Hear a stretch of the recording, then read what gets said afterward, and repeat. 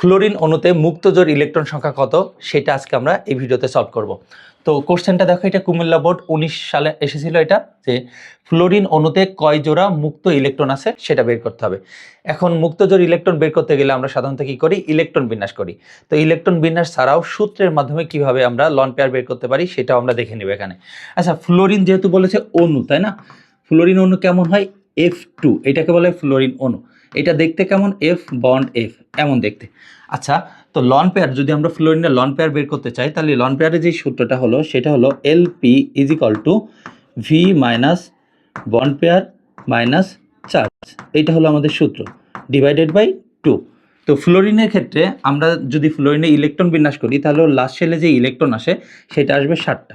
আর এখানে দেখো তো বন্ধন কয়টা আছে? বন্ধন আছে মাত্র একটা, তাহলে বন্ড পেয়ার কত হবে? 1। আর এখানে যেহেতু কোনো চার্জ নাই, তাহলে 0 ডিভাইডেড বাই 2।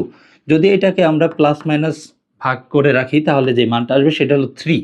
দেখো এখানে কোনো 3 অ্যান্সার নাই, তার মানে কি অ্যান্সার ভুল? না, অ্যান্সার ভুল না। এখানে ফ্লোরিন কয়টা আছে দেখো তো, ফ্লোরিন অণুতে ফ্লোরিন যেটা আছে সেটা আছে হলো 2টা ফ্লোরিন আছে এখানে, তাই না? তো এই একটা ফ্লোরিনের জন্য যদি তুমি 3টা লন পেয়ার পেয়ে থাকো, তাহলে 2টা ফ্লোরিনের জন্য তুমি কয়টা লন পেয়ার পাবা? আরও 3 যোগ করো, তাহলে 3 আর 3 মিলে কয়টা হবে? 6টা। তাহলে ফ্লোরিন অণুতে কত জোড়া লন পেয়ার আছে?